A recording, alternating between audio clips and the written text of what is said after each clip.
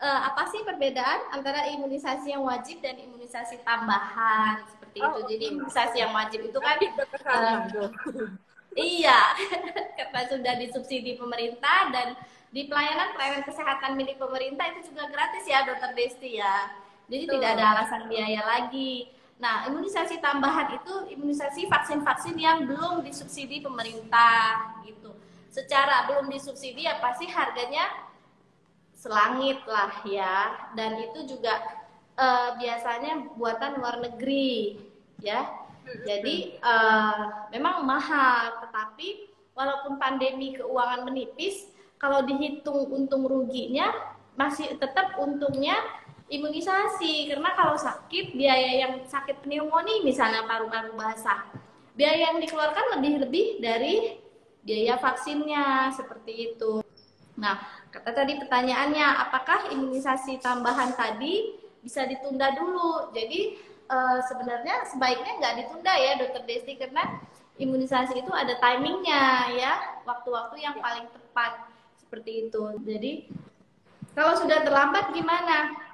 Masih bisa disusulkan, masih bisa untuk mencegah kena yang di usia yang di depannya lagi, walaupun resikonya sudah semakin kecil dibandingkan di bawah saat usia seperti itu. Jadi sebaiknya tetap di imunisasi. Jadi contohnya seperti imunisasi diare kan itu imunisasi tambahan ya.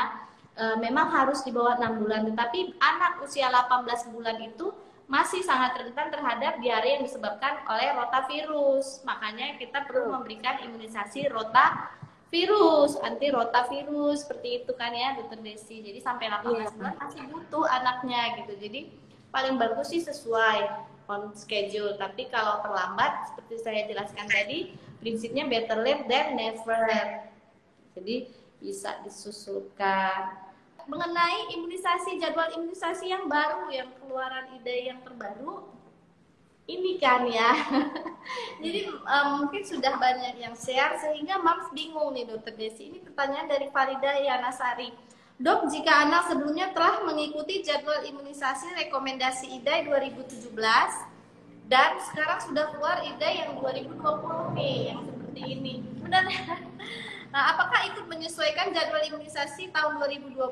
Nah, kemudian untuk vaksin Japanese JE, Japanese encephalitis, apakah bisa diberikan pada usia di atas 5 tahun? Jadi perbedaannya sedikit sekali ya. Jadi sebenarnya sama saja. Jadi Mam sudah usah pusing atau panik ya memikirkan kedua jadwal ini, biarlah dokter anaknya yang memikirkan ya, Dokter Desi ya.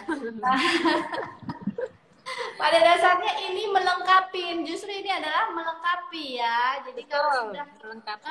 hanya melengkapi saja, menambah. Yang pertama perbedaannya pada memang Japanese encephalitis atau JE di sini diberikan pada usia 9 bulan ya, dan diulang pada usia 24 bulan. Mirip sama dengan campak ya, campak pada jadwal imunisasi yang lama itu. Nah, untuk jadwal-jadwal imunisasi yang lain sebenarnya tidak ada perbedaan, sama ya, Dokter Desti ya. Kenapa jadwal itu berubah atau bukan berubah banyak ya, disesuaikan lagi? Karena itu menurut penelitian-penelitian kan ilmu itu dinamis ya mas, namanya Berkembang terus ya. berkembang terus sehingga dicarilah timing atau waktu-waktu yang paling baik gitu. Nah kalau usianya udah di atas 5 tahun ya tentu boleh aja gitu diberikan. Bahkan dulunya kan pada orang dewasa. Tinggal Nggak usah pusing. tinggal lanjut aja lagi. Kalau sekarang usianya misalnya 6 bulan, lah nanti 9 bulan harus imunisasi, nggak apa-apa, imunisasi aja. Tinggal ketersediaan vaksinnya sekarang. Karena Japanese itu encephalitis begitu populer, artinya ya harus nyari-nyari dulu tuh di mana nih vaksinnya. Iya. Ini mengenai ketersediaan vaksin tadi ya, mengenai Japanese encephalitis nyambung. Malah dokter, seberapa penting vaksin Japanese encephalitis, tadi Dokter Desi sudah menjelaskan ya bahwa encephalitis ini sebenarnya radang otak ya, Dokter Desi. Jadi penting sekali ya.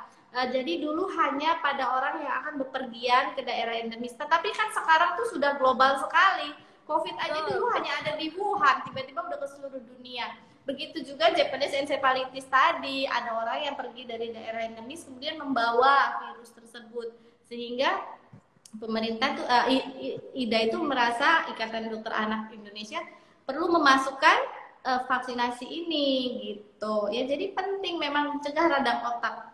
Bayangkan kalau anak kita sudah radang otak ya, biasanya sih kalau sudah kena radang otak nggak ada yang lurus lagi perkembangannya ya, Dokter Desti ya. Iya, namanya kan pusat pengaturan ya. Iya. Lampu gimana dong? Jalannya jalan terlambat, bicara ini nggak jalan semua. Pokoknya kalau sudah kena penyakit itu masa depannya sudah agak mengkhawatirkan. Nah, kemudian usia berapa vaksin JE tadi sudah dikasih tahu ya, usia 9 bulan dan diulang kembali ketika 24 bulan. Kemudian, apakah ada efek samping pada JE, vaksinasi JE? Nah, vaksinasi JE ini sebenarnya sudah lama banget, Mam, adanya, cuman tidak populer, baru diangkat tahun 2020 ini. Dan uji klinisnya juga sudah melewati yang tadi standar tadi sampai 4 ya, Dokter Desti ya, dan sudah terjamin keamanannya ya, Dokter Desti ya. Ya. Sudah lama ada gitu. Apakah sudah ada subsidi pemerintahnya? Setahu saya belum, tetapi vaksin yang swasta ada, sudah lama ada, ya. Oke, ini kembali lagi ke vaksin Japanese encephalitis. Dok, mahal nggak vaksin JE? Nggak mahal, Mas. Lebih murah lah pokoknya dari filler hidung ya, Dokter Desti ya, masih sekitar 400 ribuan seperti itu. Masih lebih mahal filler hidung, Mam. Gitu, tato alis, bener ya, Dokter Desi ya, nggak mahal, masih terjangkau. Kalau bisa menjangkau imunisasi yang lain tuh yang paling mahal 800 ribuan ya, yang ini JE pasti bisa. Oke, ini lagi di tempat praktek Dokter Salma ada nggak vaksin JE? Ada, tenang aja. Vaksin COVID aja yang nggak ada di tempat saya. Sekalian promosi ya, Dokter Desi. Di tempat praktek Dokter Desi juga ada ya, Dokter Desi ya. Bisa disediakan.